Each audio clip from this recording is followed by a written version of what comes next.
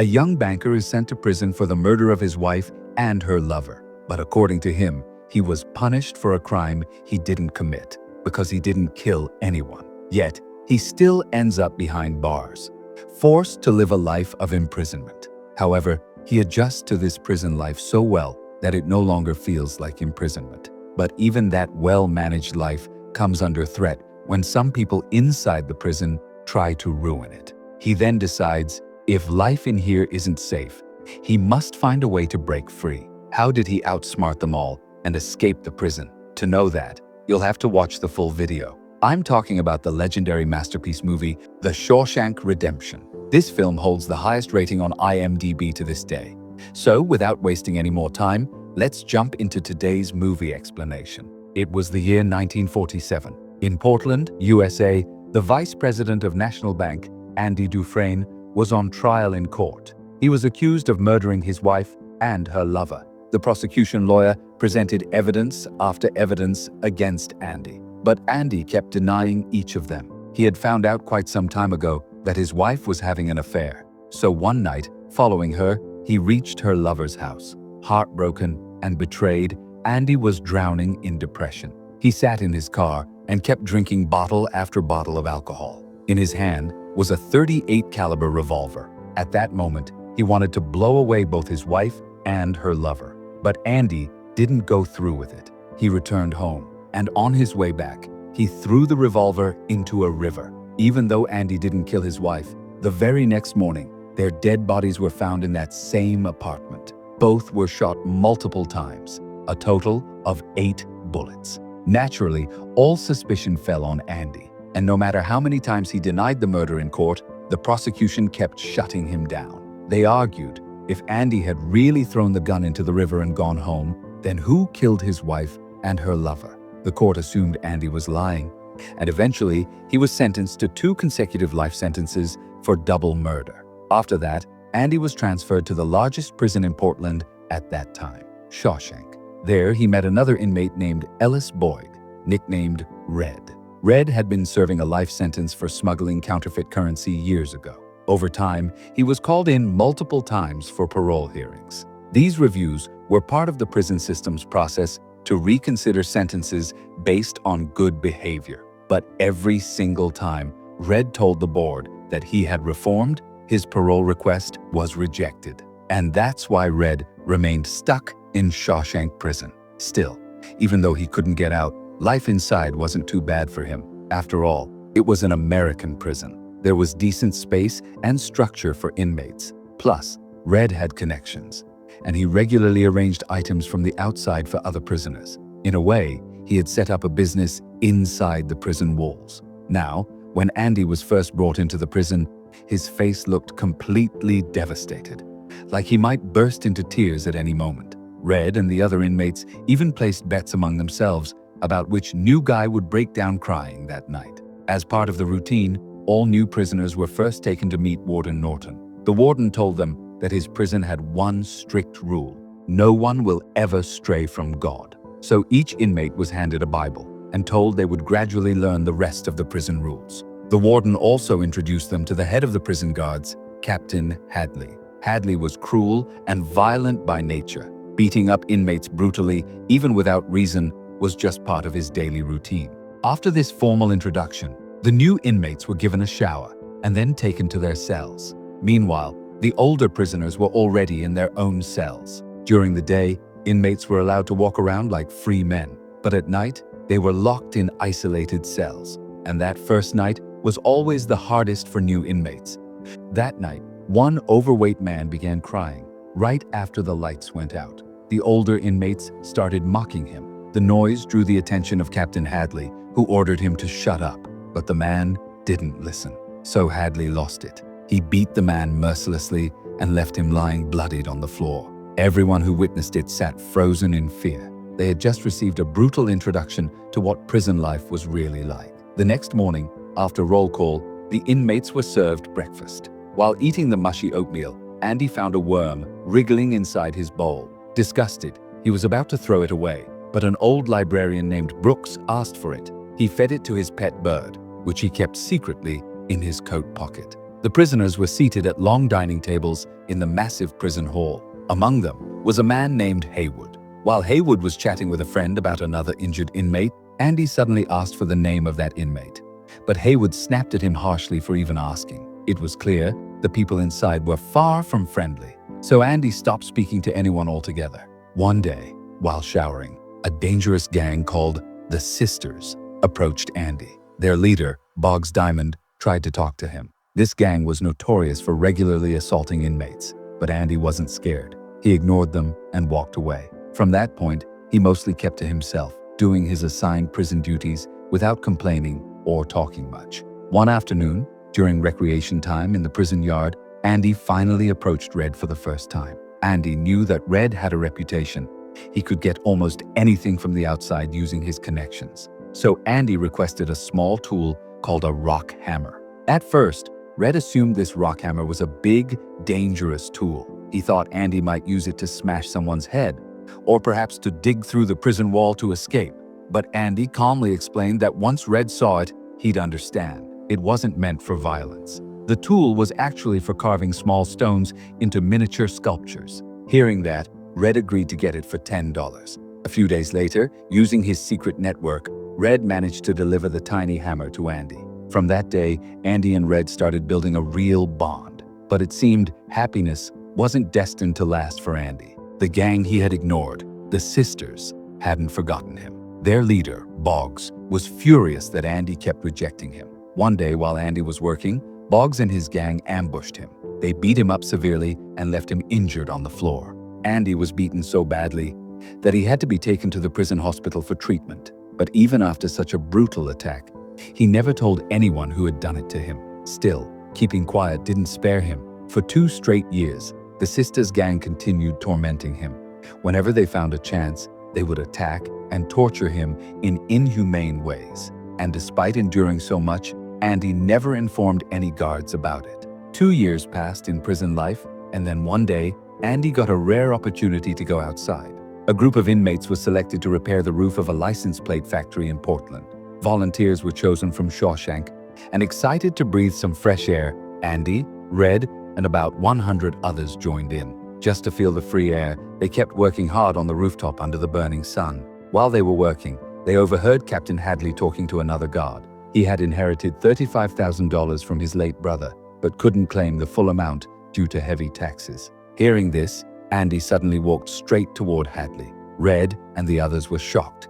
They thought Andy had lost his mind and was ready to die. As Andy approached, the guards drew their pistols on him, but Andy calmly asked Hadley if he trusted his wife, or did he think she might stab him in the back one day. Hadley, furious at the question, assumed Andy was mocking him and threatened to throw him off the roof. Panicking, Andy quickly explained that every American citizen had the legal right to transfer up to $60,000 to their spouse without paying taxes. So, if Hadley just put the $35,000 in his wife's name, he wouldn't have to pay a single cent in taxes. However, setting up those documents legally would cost a lot if done through a lawyer. But Andy offered to do it all for free using his banking experience. All he asked in return was a few bottles of cold beer for him and his co-workers. Hadley, now interested, calmed down and accepted the offer. Later, Andy successfully helped him secure the money tax-free and managed to get those beers for the group. Taking such a big risk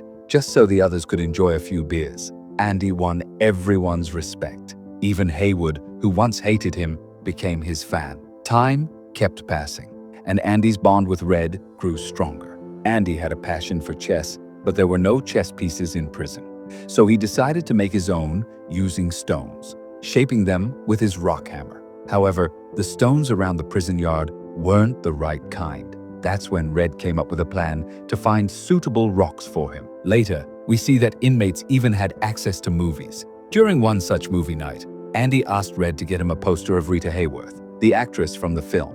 He wanted to hang it on his cell wall. Earlier, Andy had carved his name into the wall using a spoon, so he now planned to cover that with the poster. Red agreed to bring him the poster. But on the way back from the movie theater, the Sisters gang attacked Andy again. This time, they beat him so badly, he was nearly left for dead. The assault was so severe, Andy had to spend a whole month in the hospital. As for Boggs, the leader of the gang, He was locked away in solitary confinement, the whole for an entire month. This was the punishment for inmates who committed serious offenses. After Boggs was released, Hadley and his guards cornered him in the corridor. Like a dog in front of a pack of wolves, Boggs was brutally beaten by Hadley himself. The attack was so violent, Boggs was left crippled. He had to spend the rest of his time in a wheelchair. After that incident, no one dared to even touch Andy again. Meanwhile, Red kept his word and brought Andy the Rita Hayworth poster. After that, he regularly brought Andy posters of different actresses every month. Sometime later, the prison assigned all inmates to dig up soil for a new project. Red, Haywood, and others secretly collected stones for Andy during the digging. Andy took those stones back to his cell, shaped and polished them to create his custom chess set. Those days were peaceful and satisfying for Andy and his friends. But one day, the warden suddenly came to visit Andy in his cell with several guards. They searched everything, looking for anything suspicious. Strangely, they found nothing. The warden noticed Andy holding a Bible. He took it from him, but instead of flipping through the pages, he just asked Andy a few questions. Andy answered everything perfectly, so the warden handed back the Bible and left, seemingly satisfied. But in truth, the search had been just a cover-up. The warden had been eyeing Andy's financial knowledge and now wanted to secretly use his skills for prison-related business. That's why he made Andy the assistant librarian. Even if most inmates didn't care much for books, Andy found it strange. In all these years, Brooks had never had an assistant. So why now? Soon, Andy realized the real reason. Captain Hadley brought another guard named Deckens to him.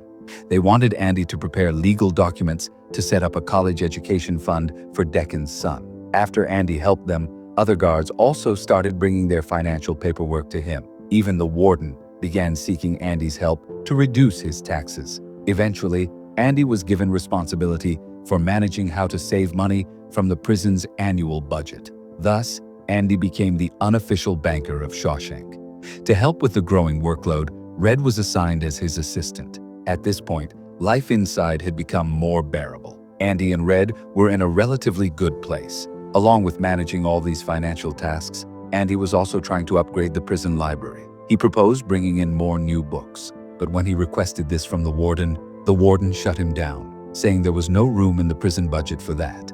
Then, Andy told him that he would write one letter every week to the State Department, asking for books. Even though the warden allowed letters to be sent, Andy never got any reply. Still, without losing hope, he kept writing letters regularly. One day, out of nowhere, the prison authorities came to know that the librarian, Brooks, had held a man hostage with a knife. When they rushed there and calmed him down, they found out that Brooks wasn't trying to harm anyone. He had only done it out of fear, because he was being released. After living in Shawshank for over 50 years, the prison had become his home. So the idea of leaving it had shaken him badly. But rules are rules. He had to leave. His job in the library was handed over completely to Andy. On the other side, Brooks stepped into the outside world, a world that had changed beyond recognition over the past 50 years. He tried to adjust, working at a local grocery store for a few days, but he felt suffocated in the free world. For him, Shawshank was home. So, in deep sorrow, he wrote a letter to his prison friends, and then took his own life. Brooks' tragic end deeply saddened everyone, especially Andy. But soon after, Andy received a piece of news that brought a big smile to his face. All those letters he had been writing for the prison library. Finally, the State Department responded. They sent a large donation of books for the inmates. While organizing the books, Andy found an old record and a gramophone. On a sudden impulse, he played that record, then connected the gramophone to the prison loudspeakers and let the music flow through the entire prison. For a few magical moments, every prisoner inside Shawshank felt a sense of freedom. But Andy had to pay the price for this act. The warden ordered the door to be broken, and Andy was thrown into solitary confinement for 2 weeks. The year was 1963. Andy had already spent 16 years in prison. Meanwhile, Red was called again for a parole hearing, but just like before, his request was denied. Later, Andy managed to secure another donation for his library, because after receiving that small donation the previous year, Andy had started writing 2 letters a week. Finally, the State Department sent a huge stock of books. Andy and his fellow inmates organized them beautifully, and gave the library a fresh new look. They even named it after Brooks, and within a year, it was declared the finest prison library in the country. Though the warden took all the credit, everyone knew it was really Andy's hard work. Meanwhile, Norton, the warden, found a new way to make money. He started running a scheme, using prison labor for construction and other jobs and pocketing all the earnings into his own account. Companies started paying him huge bribes to get contracts. To launder this money, he began using Andy, and all the bribe money started getting deposited into a fake identity account under the name Randall Stevens. This went on for another 2 years. Then, in early 1965, a new young inmate named Tommy Williams arrived at Shawshank. At first, some didn't like him, but his cheerful attitude soon won everyone over. Though Andy was a bit cold towards him at first, that changed when he heard Tommy was serious about studying for his General Education Development (GED) exam. Andy offered to help him. Since Tommy struggled with reading and letters, Andy started teaching him everything from scratch, starting from the alphabet. Finally, on the day of the exam, Andy held the test inside the prison himself. But after the exam ended, Tommy got frustrated, thinking he hadn't done well. He crumpled his answer sheet and threw it in the trash. But Andy didn't let that effort go to waste. He picked up the crumpled paper and mailed it to the board himself. Later, while chatting with Red, Tommy learned that Andy was in prison for allegedly killing his wife and her lover. That made Tommy pause. Then he opened up to Andy and Red about something from his past. Years ago, he was in prison with a man who had gone on a killing spree during a robbery. That man used to brag about his crimes. One day, he told Tommy that during a robbery, he had murdered a couple who were caught in an intimate moment, and a banker was wrongly blamed for it. This revelation shocked Tommy, because everything matched Andy's case. So, Tommy told all this to the warden, but instead of showing concern, the warden ignored him. Andy realized that Norton was afraid of getting exposed for money laundering. So Andy tried to reassure him, saying he would never talk about the laundering if he were released. But instead of calming down, the warden got even more furious as soon as he heard the word money. Furious with rage, the warden immediately sent Andy to solitary confinement for 1 whole month. Meanwhile, Tommy received his result card and found out that he had actually passed the exam. Andy's belief in him had come true. That night, the warden called Tommy out to the open yard. There, he asked Tommy if he would be willing to testify in court about what he said regarding Andy's case. Tommy, thinking the warden finally wanted to help Andy, quickly said yes. Hearing that, the warden smiled, patted him on the back, and started walking forward. But suddenly, from behind, the guard Hadley shot Tommy dead. Yes, the warden killed him just to keep Andy trapped inside prison. Tommy had a wife and a little child, and the warden knew it. Still, he killed that young man just to protect his money laundering operation. No hesitation, no mercy. Later, the warden went to Andy and lied. He said Tommy was killed while trying to escape, but Andy saw through it all. He understood the truth. When Andy said he didn't want to work for him anymore, the warden threatened him. He said if Andy stopped cooperating, all his library work would be shut down, and he'd be transferred to a high-security cell with violent inmates and no protection. He also warned that the prison library would be destroyed, the books burned to ashes. After saying all that, the warden ordered Andy to be locked away in solitary for another month. 2 months later, when Andy was finally released from the dark cell, he told Red something heartbreaking, that he blamed himself for his wife's death. He never pulled the trigger, but he failed to hold on to her. That was his greatest failure. Andy then said his life's dream was to live in a small Mexican town by the Pacific Ocean, a place called Zihuatanejo. Then suddenly, he told Red if Red ever got out of prison, he must go to Buxton, a nearby town. There, in an open field, by a stone wall, beneath an old oak tree, he would find something hidden under a pile of stones. But Andy never told Red what was hidden there. Later that evening, at dinner, Red told everyone that Andy had been acting strange all day. Then another inmate said Andy had asked him for a 6-foot-long rope. Everyone started panicking. Was Andy going to commit suicide? That fear slowly started creeping into everyone's hearts. That night, after finishing his usual work, Andy once again deposited the laundered money for the warden. Then, after locking it away in the vault, the warden told Andy to polish his shoes before returning to his cell. Andy quietly did as he was told, and as evening fell, He walked back to his cell, just like every other night. But that night was the longest night of Red's life. He couldn't sleep a wink. Next morning, when all the cells were unlocked for head count, Andy didn't come out. Red's heart was pounding. One of the guards called him a few times, but there was no response. When they finally opened the cell and stepped inside, they were shocked to the core. Andy was gone, completely vanished. There was no sign of him, yet the cell door had been locked from the outside and no hole was visible in the walls. Where did he go? The previous night, Andy's name had been logged into the registry. He had gone into his cell. When the warden heard the news, he went into a frenzy. He came storming down, grabbed Red, and started questioning him. "Did Andy tell you anything?" Red said he knew nothing. Furious, the warden started throwing Andy's chess pieces around the cell. But then, something strange happened. One of the pieces went right through the poster of the movie actress hanging on the wall. Shocked, the warden walked over and reached toward it. His hand went straight through. He tore the poster down, and behind it was a massive tunnel. Yes, for the last 20 years, Andy hadn't just been carving chess pieces with his rock hammer, he had been digging that tunnel, a secret passage to escape, and he had covered it all with the poster. No one ever noticed. The guards rushed outside and searched the prison sewer line and found Andy's old clothes and bar of soap. Turns out, that rope wasn't for suicide. Andy had used it to tie his belongings to his leg during the escape. That night, during a heavy thunderstorm, Andy had removed the poster and crawled into the tunnel. Before leaving, he carefully placed the poster back. With the flashlight Red had smuggled in, Andy began crawling through the tunnel, which led to the sewer pipe of Shawshank. And here's the terrifying part. Once he reached the pipe, he timed his strikes with the thunder. Each time lightning struck, he hit the pipe hard to break it open, so the noise wouldn't be heard. Finally, when the pipe cracked, he crawled into it. That pipe was filled with human waste, all the filth from the prison. Now imagine, Andy crawled through 500 yards of pure sewage. That's the kind of mental strength it took.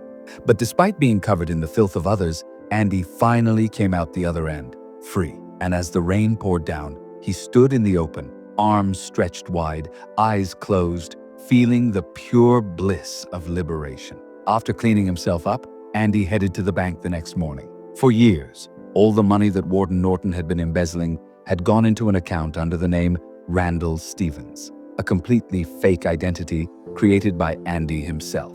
With all the proper ID proofs and signatures, Andy withdrew $373,000 from that account.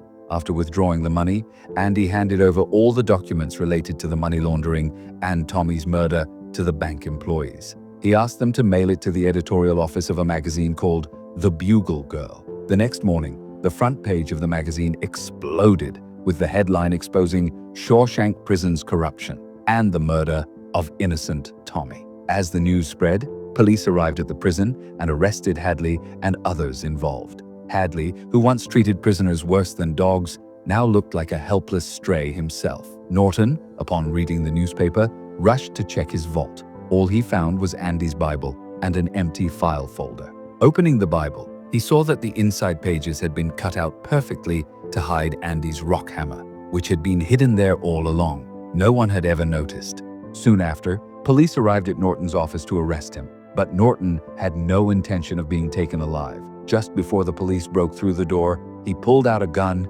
and ended his own life. With Norton gone, one day he received a postcard and instantly realized that Andy had indeed made it to his dream island. A few weeks later, Red was called again for a parole hearing. In all previous hearings, he had tried to convince them that he had changed, but this time he gave a completely different answer. He admitted that he regretted what his younger self had done and didn't care whether others thought he was reformed. He said they could decide whatever they wanted. He no longer cared. Strangely enough, after years of polite answers getting him rejected, this time, when he spoke the harsh truth, they granted him parole. After nearly 40 years in prison, Red stepped out into the world again. He slowly began adjusting to life outside, living where Brooks had once stayed, and even taking a job at the same grocery store. But despite trying, he couldn't fully adjust. The walls of the prison had become a part of him. Like Brooks, he too felt the pull of ending his life. But then he remembered the promise he had made to Andy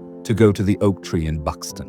One morning, Red traveled to that exact location. Beneath the stone wall and under the oak tree, he found a tin box. Inside it was a letter and some money. In the letter, Andy had written, "Since you've come this far, why not go a little further? I need a partner for the work I'm doing, and I can't think of anyone better than you." Red smiled. Holding the letter tight, he set out towards Zihuatanejo, the coastal town in Mexico that Andy had always dreamed of. At last, Red reached the beach and reunited with his old friend. After so many years, the two friends were together again, ready to begin a new life. And just like that, this extraordinary film ends. Not just with an escape, but with a reunion, redemption, and hope.